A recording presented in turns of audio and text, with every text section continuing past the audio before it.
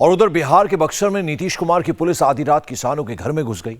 पुरुषों से लेकर महिलाओं तक को लाठी और गाली का निशाना बनाया। किसानों का दोष यह था कि पिछले 3 महीनों से वो अपनी जमीन के मुआवजे का समाधान मांग रहे थे। पूरे सूबे की समस्याओं का समाधान तलाशने निकले नीतीश कुमार सरकार को इतनी ही पुलिस की वर्दी वाली गुंडागर्दी नजर नहीं आई।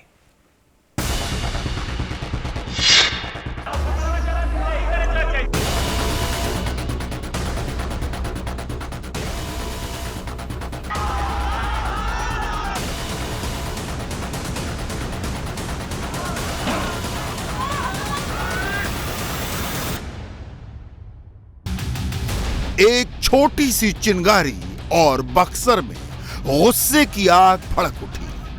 पहली नजर में आपको किसान गुनहगार नजर आएंगे, मगर इसकी जिम्मेदार नीतीश की खाकी वाली सरकार है। अगर यकीन न हो तो देखिए और खुद फैसला करिए।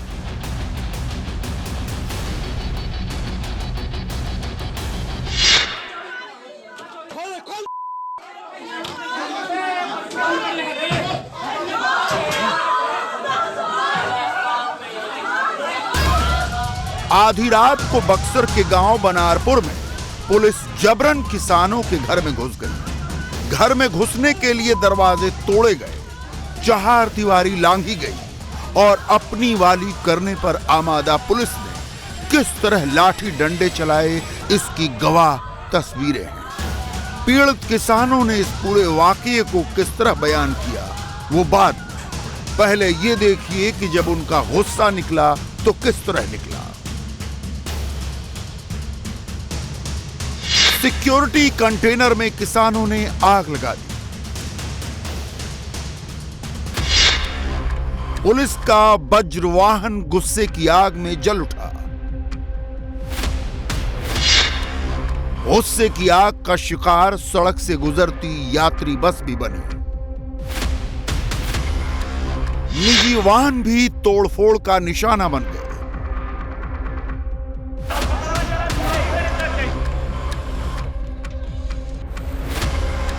चश्मदीदों के मुताबिक इस भीड़ को नियंत्रित करने के लिए पुलिस ने लाठियां तो बरसाई ही, हवाई फायर भी किए, तब जाकर किसानों को तितर बितर किया जा सका। अब आप पूछेंगे आखिर मामला क्या था, बक्सर में ये बवाल क्यों मचा? जवाब ये कि किसान अपनी जमीन का वाजिब मुआवजा मांग रहे थे और बदले में उन्हें लाठी और गालियां मिली। जिन किसानों के घर में नीतीश के पुलिस ने आधी रात घुसकर तांडव मचाया, अब उनके बयान सुनिए। बक्सर के चौसा में पुलिस जिस नरेंद्र तिवारी के घर में देर रात दाखिल हुई थी, हम उसी घर में हैं, और पुलिस जिस तरह से दाखिल हुई वो बिल्कुल चौंकाने वाला है। बगल की एक छत से नरेंद्र तिवारी के छत पर गई और ये देखिए सीढ़ी का रास्ता है, इस रास्ते पुलिस अंदर दाखिल हो गई। घर की जो महिला है हमारे साथ है, क्या नाम है आपका? प्रीति तिवारी। बताइए, पुलिस जब आई थी उस समय कैसे दाखिल हुई और क्या हुआ? हम लोग सोए थे, हम लोग को कुछ पता नहीं चला। वो लोग सीधा आके और गेट को मारे, इसको मार के तोड़े और सीधा अंदर, और लाठी स्टार्ट उन लोगों का था।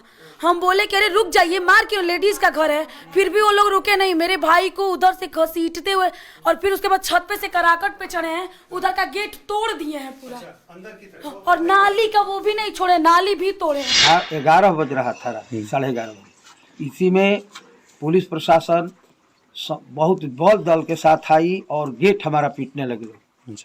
गेट पीटने लगे तो घर से आवाज, और औरतें जगी, बोली कि कोई पीट रहा है, हम कहे बंद कर दो, गेट मत खोलो।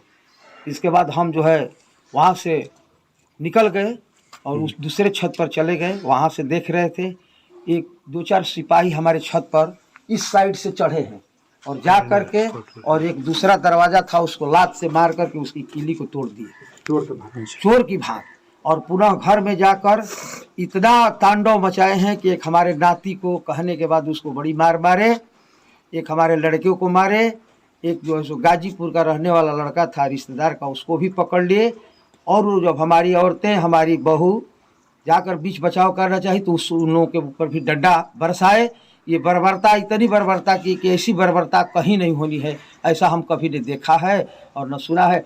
चोरों की बात, डकैतों की बात हमारे घर में, हम लोग चोर हैं, हम लोग किसान हैं, हमने क्या अपराध किया है?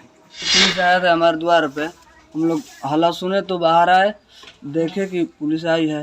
पेशाब सब लगा था, गए थे करने के लिए, हमको भी ले जाने लगे सब।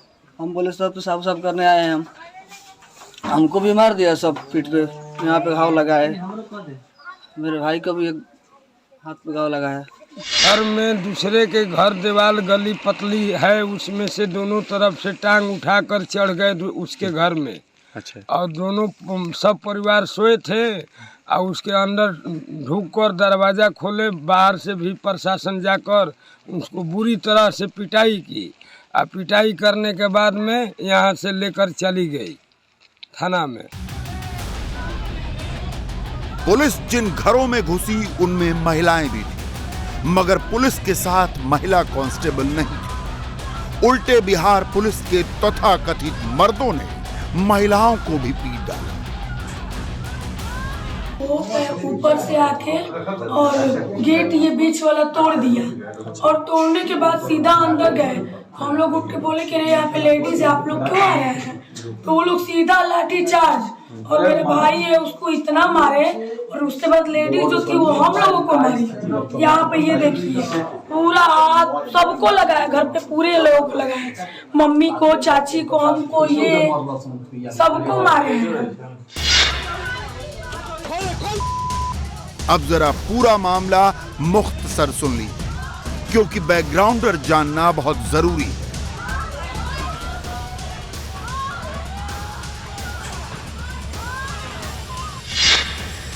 बक्सर में चौसा के पास थर्मल पावर प्लांट बन रहा है। 11,000 करोड़ के इस प्लांट का निर्माण सतलुज जल विद्युत निगम कर रहा है। प्लांट के लिए किसानों की जमीन का अधिग्रहण किया गया है। किसानों से डील 2011 में की गई और अधिग्रहण 2022 में किया गया। कंपनी ने किसानों को मुआवजा 2011 के रेट से दिया, जबकि किसान 2022 के नए सर्किल रेट से मुआवजा मांग रहे थे। किसान 17 अक्टूबर से ही धरना देकर बैठे थे और प्लांट के गेट पर ताला लगा दिया था। मंगलवार को पुलिस ने किसानों को धरने से उठा दिया। देर रात वो कुछ किसानों को तलाशती गांवों में घुसी और ये कांड हो गया। बिहार के मुख्यमंत्री नीतीश कुमार सूबे में समाधान यात्रा पर हैं, मगर बक्सर के किसानों का समाधान शायद उनकी प्राथमिकता सूची में नहीं है, जबकि उनके डिप्टी तेजस्वी यादव को इस मामले की पूरी खबर ही नहीं। खुद उन्हीं से सुनिए वो क्या कह रहे हैं। ये तो मामला देखना पड़ेगा कि क्या है। एक्चुअली हमारे संज्ञान में ये मामला नहीं, आप लोग कह रहे हैं तो इसमें दिखवाते हैं कि क्या है मामला। दरअसल मुआवजे को लेकर मामला हुआ है, हमने वो दिखवाना पड़ेगा टेक्निकली क्या है। एक्चुअली मुआवजा का मामला है तो उसको हम लोग दिखवाएंगे कि क्या है एक्चुअल पोजीशन क्या है। ये तो मामला देखना पड़ेगा कि क्या है। एक्चुअली हमारे संज्ञान में ये मामला नहीं, आप लोग कह रहे हैं तो इसमें दिखवाते हैं कि क्या है मामला। दरअसल मुआवजे को लेकर मामला हुआ है, हमने वो दिखवाना पड़ेगा टेक्निकली क्या है। एक्चुअली मुआवजा का मामला है तो उसको हम लोग दिखवाएंगे कि क्या है एक्चुअल पोजीशन क्या है। किसानों का यह भी आरोप है कि प्लांट लगाने से पहले जिले के किसानों से कंपनी ने वादा किया था कि वो अपने फंड से यहां स्कूल, होटल और रोजी रोजगार के अवसर मुहैया कराएगी। चारों तरफ खुशहाली होगी, नौकरी में स्थानीय लोगों को वरीयता दी जाएगी। लेकिन जैसे ही किसानों ने एग्रीमेंट पर सिग्नेचर कर दिया, उसके बाद कंपनी अपने वादे से मुकर गई। बक्सर के सांसद और केंद्रीय मंत्री अश्विनी चौबे का कहना है कि ये उनका ड्रीम प्रोजेक्ट था। खुद प्रधानमंत्री ने 2019 में इसकी आधारशिला रखी, मगर नीतीश कुमार की सरकार को जो सहयोग करना चाहिए वो कर ही नहीं रही। ये बेशर्म की बात है कि घर के अंदर घुस करके रात में ऐसी कौन सी नौबत आ गई। ये नीतीश कुमार जी का जो गुंडा राज हो गया है पुलिस का, ये वही मैं कह रहा हूँ कि नीतीश कुमार आज धृतराष्ट्र कुमार बने हुए।